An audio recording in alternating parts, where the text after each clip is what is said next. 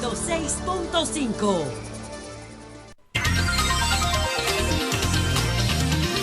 Vamos a conversar ahora con Oxfam.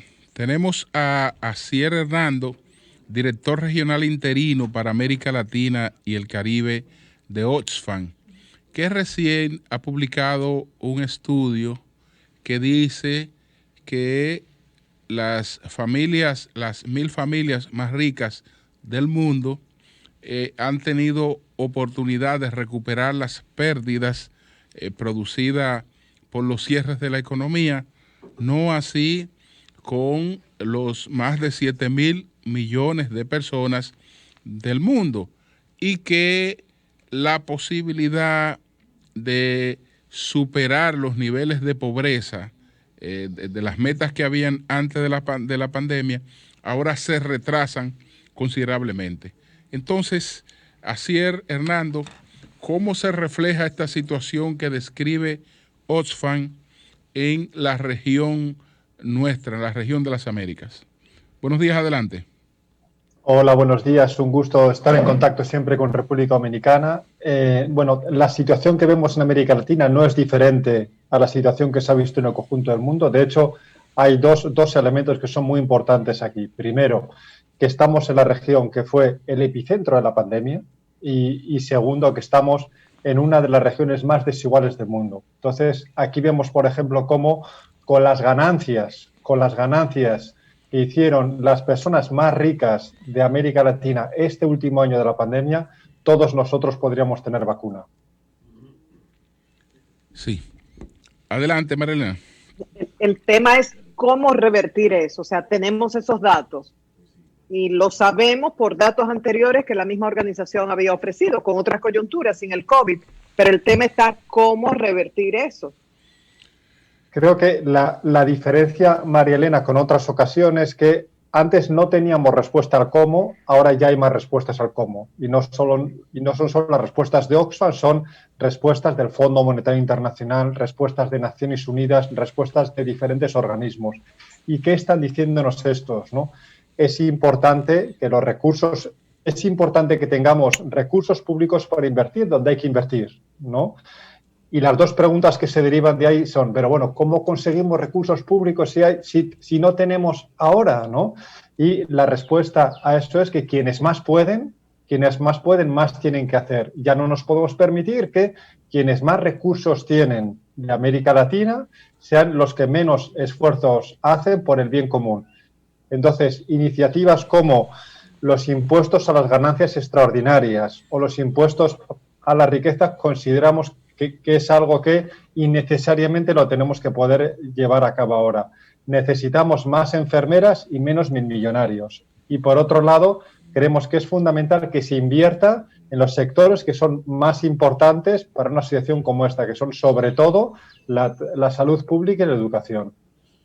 ¿Y qué tal les ha afectado a las mujeres esta situación de pandemia dentro de la situación de pobreza, de inequidad? ¿Qué papel ha tocado a las mujeres?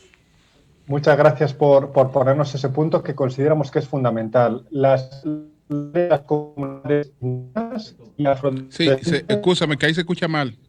Vamos a ver. Sí. Les decía que las mujeres y las comunidades afrodescendientes fueron las más afectadas por esta pandemia. ¿Y por qué?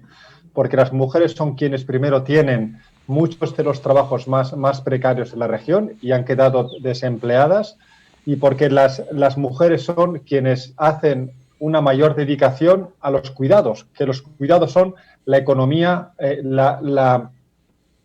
motor oculto de la economía. El trabajo en cuidados que hacen las mujeres son aproximadamente el 30% el 13% de la riqueza que están generando estos países, ¿no? Y son estas mujeres dedicadas a los cuidados, a las personas enfermas cuando se enfermaban de COVID, a los niños, quienes más afectadas se han visto en esta situación.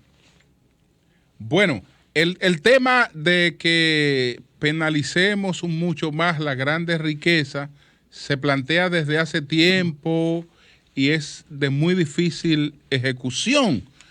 Tenemos, por ejemplo, la situación de los propios Estados Unidos de América, donde este ha sido un tema de debate, pero no de fácil ejecución. Es decir, ¿cómo abordar este tema cuando esas riquezas son a veces tan inalcanzables que están sumamente protegidas? Bueno, hay otros momentos históricos que se ha hecho, ¿no? Después de la Segunda Guerra Mundial se impusieron impuestos extraordinarios, ¿no? De hecho, se pagan muy poquitos impuestos ahora, sobre todo en América Latina. Se paga mucho menos impuestos que en otros lugares. Ser rico es muy fácil en esta región, si tienen los contactos y vienes de familias concretas, ¿no? Y vemos que en la actualidad hay en países que se está haciendo también. En Argentina, por ejemplo, han puesto un impuesto a la riqueza que va a suponer entre 2.000 y 3.000 millones de dólares que lo van a invertir a los sectores más afectados por la pandemia, ¿no? Creemos que iniciativas como esa, que ha sido replicada en Bolivia después, es fundamental que pueda llevarse a cabo en otros países, porque no nos tenemos que olvidar... Perdón, señor, usted está mencionando dos países donde los gobiernos tienen una tendencia hacia... la izquierda. Podríamos llamar el izquierdismo, ¿no? El caso de Argentina y el caso de Bolivia. Pero eso se ha demostrado científicamente que mantiene la iniciativa privada competitiva, el hecho de nada más grabar a personas porque sean ricos, porque sean exitosos. Bueno, me gustaría ver esos estudios porque no los he conocido todavía, ¿no? Los estudios lo que señalan, los estudios de los últimos 50 años, lo que señalan que gravar los ricos no supone ni recaudar menos ni tener menos empleos, más bien todo lo contrario, ¿no? Y quisiera señalar también que los impuestos a la riqueza no es solo de países de una tendencia concreta, ¿no? Es algo que está recomendando el Fondo Monetario Internacional, que no se puede decir que sea de tendencia izquierdista ni muchísimo menos. Bueno, lo que pasa es que usted mencionó dos países donde los gobiernos tienen como esa orientación ideológica. Los ejemplos que planteó, pero por ejemplo están las grandes tecnológicas que operan a nivel global, recaudan a nivel global. Es decir, aquí yo puedo pautar publicidad en Google, en Facebook, en cualquiera de estos, tengo que hacer un pago concreto y no pagan impuestos ni siquiera donde están en sus sedes. Deben pagarlo, eso sí, yo estoy de acuerdo y yo soy un promotor de eso, deben pagar impuestos. No pagan impuestos, es decir, prefieren instalarse, si es en la Unión Europea, instalan su sede donde pagan menos impuestos. En Irlanda. Y buscan paraísos fiscales para manejar sus cuentas como una forma de evadir y colocarse al margen. Además, hemos visto que tienen más poder que el presidente de los Estados Unidos, al cual bloquean cuando le da la gana. No, ya no politice la vaina. Adelante, tú sabes que a Trump había que bloquearlo porque tuvo un problema. Man. Sí, a Trump había que bloquearlo, pero a Trump no lo bloquearon por eso. El único que yo vi pidiendo que aumentaran los salarios en México fue Trump. Economía, ya tú te fuiste, patrón. Bueno, estamos conversando con Asier Hernando, director regional interino para América Latina y el Caribe de Oxfam. Ayer fue Trump, mañana es cualquiera. Asier, escúchame. Asier, ¿algún comentario sobre este debate? Bueno, yo sí puedo decir que son muchas las entrevistas que estoy haciendo en estos momentos, ¿no? Y parece que nos preocupemos mucho porque pasen los 1.000 millonarios de tener 1.200 millones de dólares a tener 1.100 millones de dólares, parece que eso nos preocupa mucho, ¿no? Y parece que nos preocupa menos que tengamos enfermeras en los hospitales, que es fundamental. Entonces, yo creo que tenemos que poner el foco en eso segundo y para eso, si los que más tienen que hacer un poquito más de esfuerzo, no nos tendría que picar tanto en la piel. No sería más, perdón, Aribelka, no sería más lógico, por ejemplo, los sectores que más se han beneficiado de la crisis, como por ejemplo Netflix, por la economía de suscripción, o por ejemplo Amazon, por el comercio electrónico, o por ejemplo las productoras de medicina, los productores de alcohol, de mascarilla, esas farmacéuticas que han generado tanto dinero, y los supermercados, la venta electrónica, los streaming. ¿No sería grabar con un impuesto especial a los que más han ganado para invertir ese dinero en el personal de salud y asistencia? Focalizarlo en lo que más beneficio han tenido. Yo creo que también. Creo que todos estos impuestos van a ser necesarios para que tengamos economías más saludables. No es algo muy diferente a lo que están haciendo los países más prósperos, de donde no se marchan donde no se marcha la riqueza. Yo creo que copiemos las mejores medidas de los países donde se están tomando. Y si me permiten, pongo un ejemplo de Brasil, ¿no? Donde Brasil ha implementado una de las mejores iniciativas de renta mínima para las familias que más están sufriendo de la pandemia actualmente. ¿En qué consiste la de Brasil? Bueno, las familias, yo creo que queremos que países ricos son países sin pobreza. Entonces, tenemos que hacer todo lo posible para que las familias que menos tienen, tengan algo que llevarse a la boca. Entonces, es un programa de protección social que permite que millones de personas que no tienen nada, puedan tener algo que llevarse a la boca todos los días. ¿Y esas personas qué hacen a cambio? ¿Qué dan a cambio esas personas? Sí, no sé si me quieren hacer otra pregunta. No, el planteamiento... Él le preguntaba qué dan a cambio, es decir... O sea, esas personas que reciben ese dinero subsidiado, ¿qué dan a cambio a la sociedad? ¿Qué se refiere con qué dar a cambio a la sociedad? Es decir, ¿qué compromiso tienen? Vamos a suponer, Julio, para retribuir, ¿qué le plantean? Reducción del analfabetismo, un emprendedor colaboran con la trabaja salud. 18 horas al día para producir su riqueza. Le quitan parte de la riqueza que él produce para dársela a una persona que no trabaja ni una hora al día. ¿Qué esa persona que recibe la riqueza del que trabaja le va a dar a cambio a la sociedad? Yo creo labor que hay, social y buen comportamiento. Yo creo que hay cuestiones que tenemos que disociar y es importante que podamos basarnos en los datos. Una parte importante de los pobres de América Latina son quienes más trabajan y tienen sueldos miserables, ¿no? Eso es verdad. Pero ya es otra cosa. Y en Estados Unidos también. Claro. Sueldo miserable. Lo está diciendo ahí. Pero es clave que pongamos el foco en los asuntos que son más importantes. Bien.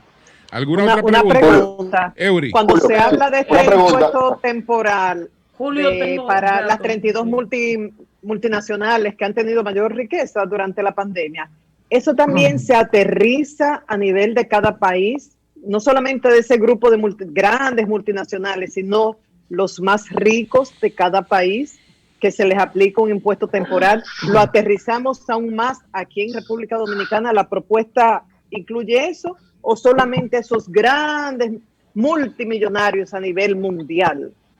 Bueno, hay muchos de esos multimillonarios que están en América Latina también. De hecho, la cifra con la que abrí fue que con las ganancias que han hecho, porque se han recuperado muy rápido, se han recuperado en 9 meses, mientras el resto de las personas van a tardar por lo menos 10 años en recuperarse, ¿eh? Con las ganancias que han hecho las personas más ricas de América Latina durante la pandemia, podríamos pagar las vacunas que todos nosotros necesitamos. Y ese dato es fundamental, ¿no? Entonces, nosotros creemos que el hecho de poder tener 1.000 millonarios no es un síntoma de éxito, es un síntoma de fracaso. A mí me gustaría que las personas que más tienen son las que más trabajan, pero no es así. Las personas que más tienen, sobre todo tienen porque el 30% de ellas es heredado. El otro 30% de ellas vienen de entornos monopólicos, donde otros no pueden entrar. Entonces, de rentismo y ventajas. Y de rentismo. Entonces nos toca desmitificar un poquito la meritocracia. Eury. Pero José, ustedes plantean en concreto, en el caso de América Latina, ustedes plantean en concreto que a los 1.000 millonarios más importantes que han, ¿verdad?, le ha ido bien, digamos, no le ha ido mal en esta crisis, que a ellos se le ponga un impuesto especial para comprar vacunas. Ese es el planteamiento concreto. ¿Y qué monto, o sea, qué porcentaje sería ese impuesto? Los milmillonarios, que son quienes, las personas que más tienen, son quienes más esfuerzos pueden hacer. Ahora es momento de pensar en el bien común. Ahora, es momento de pensar, si no pensamos en el bien común, ahora, ¿con qué principios morales vamos a mirar a nuestros hijos con el mundo que vamos a dejar después de esta pandemia? Entonces, es momento de quienes más tienen, más esfuerzos puedan hacer. No va a pasar nada, porque las personas en los países que tienen más de 100 millones de dólares tengan 80. No va a pasar nada. Van a seguir siendo los más ricos de los países, pero va a suponer muchas muertes si continuamos con los hospitales colapsados porque no hemos invertido lo suficiente. Si continuamos con la educación desfinanciada, porque muchas de las familias más pobres no se pueden conectar porque no tienen acceso a Internet. Eso es lo que estamos diciendo. Entonces, hay que revisar las políticas fiscales de los países, hay que revisar la protección social. Aunque no trabajes, no es justo que ninguna persona se muera de hambre en los países. No se pueden construir, ¿no? Ustedes lo están planteando para que lo asuman los órganos supranacionales o para que cada Estado nacional tome la iniciativa, ya que vemos que la mayoría de los órganos supranacionales están un poco desfinanciados por porque cada país ha priorizado sus propias particularidades. Yo creo que es una pena que América Latina no esté tan integrada como el pasado. Creo que de cara a la compra de las vacunas nos podía haber ido mucho mejor si las tratamos de comprar como América Latina, ¿no? Ese es un debate. Pero el COVA no es un esfuerzo en ese sentido y hasta dónde ¿qué es el plan de la OMS? El COVAX es un esfuerzo que va en la dirección correcta, pero no solo con eso va a ser necesario, lamentablemente. Van a tener que... Lo que pasa es que no están ahí para comprarla, entonces cada quien fue a buscar, como hay poca, yo trato de ponerme adelante en la fila. Si espero el COVA, fácilmente me quedo... Hay un premio Nobel. Perdóname, José, que estoy haciendo una pregunta. Es decir, ¿esa no fue obligado los estados ante esa dificultad? Sí, es decir, si espero el COVA, me quedo sin vacuna. Después Nivelca, adelante. Hay una respuesta. Pero le hice una pregunta. ¿Cuál fue la pregunta? Repite la pregunta. Mi pregunta es, ¿no se vieron los países obligados ante la escasez de vacunas a tomar iniciativas sobre el plan general de la ONU, de la OMS, a buscar el auxilio de garantizarse a mi población por que la carencia de la producción y los límites que tienen los laboratorios para suplir la demanda? Yo creo que el 80% de las vacunas se las están quedando en los 10-12 países más ricos del mundo, ¿no? Pero es porque es poca. Va a ser...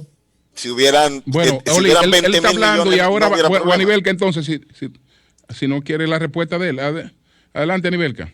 Sí. Bueno, como dato al margen, Carlos Slim, el más rico de México, uno de los más ricos de América Latina, se está recuperando de COVID en un hospital público mexicano. Mi pregunta, sin embargo, está enfocada en qué explicación hay de que los más ricos se hayan recuperado pero tan rápido de esta debacle económica. Bueno, hay muchas diferentes razones que hay que ver caso por caso, pero dos han sido fundamentales, ¿no? Primero, en muchas de las inyecciones de capital que se ha dado con los impuestos de todos nosotros, ¿no? Donde se ha decidido no invertimos en esto para inyectar capital para la recuperación, muchos de los recursos inyectados por los gobiernos para la recuperación económica se la han llevado los sectores que más recursos tenían. Se la ha llevado la banca, se la ha llevado las telecomunicaciones o las empresas mineras, ¿no? Y por otro lado, estos sectores han tenido mucha mayor capacidad de presionar a los gobiernos para que sus sectores sean los primeros que se abran. Y pongo un ejemplo aquí del Perú, donde yo estoy. Aquí, de lo primero que se activó, antes que los parques para que puedan jugar los niños, fueron los centros comerciales. Una pregunta, señor. Hay un economista norteamericano, apellido Tobin, que propuso hace mucho un impuesto a las transacciones financieras especulativas en bolsa, la tasa Tobin, que se ha aplicado en muchos países. A él le dieron el Nobel, creo, por eso, a Tobin. Lo que usted está proponiendo por el contexto de la pandemia para los que han ganado más dinero, ¿es una modalidad de tasa Tobin, de impuesto Tobin? Yo insisto, como principio, quienes más capacidad tienen actualmente tienen que poder ser más generosos y contribuir un poco más. Y no solo lo está diciendo Oxfam, lo dice el Fondo Monetario, lo dice el Banco Mundial y lo dicen una alianza de 1.000 millonarios que están señalando que lo más justo es que ellos paguen más impuestos de lo que están pagando actualmente, ¿no? La tasa Tobin es una tasa a las transacciones financieras. La tasa Google se está llamando también en Europa y es una tasa que ya se está aplicando y consideramos que es correcta, sí. Ustedes están promoviendo un impuesto tipo Tobin. Ahora, déjame hacer esta pregunta, por favor. No, una preguntita fija. Breve. En el 2008 hubo una expansión monetaria por la crisis bancaria y el dinero fue entregado a los ricos y las grandes corporaciones. Ese dinero no era inflacionario. Pero si usted le llena los bolsillos de dinero a la gente pobre, sale para los supermercados de una vez a comprar lo que necesita. Ese dinero generará inflación necesariamente. ¿Cómo suplir la demanda? ¿No se generaría una enorme escasez si comenzamos con la parálisis en la producción a distribuirle dinero a las familias? Mire, yo no sé a qué caso se está refiriendo. No es la realidad que yo he conocido. Oxfam lleva más de 50 años trabajando en América Latina, apoyando a las personas más desfavorecidas de la región. Sí, conocemos su trabajo. Trabajamos por 50 años, muchos en República Dominicana. Todo el apoyo que hemos dado a esas personas, nosotros nunca ha sido malgastado. Para nada. Usted ha malinterpretado mi pregunta. Lo que le digo es esto. Si un millonario recibe 1 millón, lo guarda. Si yo, que no soy millonario, recibo 1 millón, salgo a comprar lo que necesito. Es decir, entonces el mercado va a demandar bienes. Es decir, el dinero, por ejemplo, si elevamos el salario, generalmente, que lo hizo Chávez en Venezuela, el dinero que cae en manos de la gente más humilde, que está llena de precariedades, sale inmediatamente a demandar bienes. Ese dinero genera más inflación. Perfecto. La respuesta... Creo que ¿Cómo afrontar el déficit de la producción? Por ejemplo, tenemos un incremento en los precios del sorgo, del maíz, de la soya, de todos los productos. Bueno, pero que es una cosa increíble. Adelante. El dinero de las personas que menos tienen, casi siempre, como es normal, lo invierten en comida, en comida que inyecta capital en la economía, que es en las tienditas de barrio que tienen alrededor, que son fundamentales para que esto lo invierten en los campesinos que tienen que cultivar esos productos. Es ahí donde va ese dinero. En las familias pobres, el 70% de sus recursos va a la alimentación. En las familias ricas, el 5% de sus recursos va a la alimentación. Entonces, y ese dinero que invierten las familias más desfavorecidas es fundamental para la economía real, que es la que da trabajos y que es la que genera riqueza. Este estudio, Asier, está segregado. Cuando hablamos de América Latina, podemos hablar de una segmentación un poquito más particular de lo que es en el caso nuestro América Central y el Caribe. Yo creo que hay realidades diferenciadas, ¿no? Pero hay también muchas similitudes, ¿no? Yo veo muchas similitudes entre lo que viven en República Dominicana con lo que veo en países como Ecuador, ¿no? Y tiene muchas diferencias entre lo que viven en República Dominicana con otros países como Jamaica, ¿no? Sí. Entonces, creo que no lo puedo segmentar solo por el hecho de insularidad. La inquietud es por una preocupación histórica, porque ese concepto de los pueblos latinos de América, que se lo inventó Napoleón III, es un eufemismo, porque los principales países de la región no se sienten parte de la región. Por ejemplo, las principales economías, que serían la de México y la de Brasil, México se siente parte de América del Norte. No le gusta la comparativa con América Latina. Brasil se siente como la cabeza de América del Sur. No es parte de América Latina, pero además tienen una población tal que cuando estamos hablando de todos esos millonarios o multimillonarios, es probable que ninguno de los que estamos hablando residan en la República Dominicana y tengan asiento en la República Dominicana. Sí. Bueno, yo sí llamo, bueno, soy director para América Latina y el Caribe y he trabajado para América Latina y el Caribe los últimos 15 años, ¿no? Entonces yo sí veo muchos vínculos comunes en la sociedad civil, en las compañías, en lo que vemos en la televisión, en todo, ¿no? Pero sí es cierto que las grandes, ahí se frizó, lamentablemente. Bueno. Potencias latinoamericanas están últimamente pensando en otra cosa, sí. Bueno, pues muchas gracias a Asier Hernando, director regional interino para América Latina y el Caribe de Oxfam. Muchas gracias por compartir estas informaciones con nosotros. Gracias a ustedes por la oportunidad.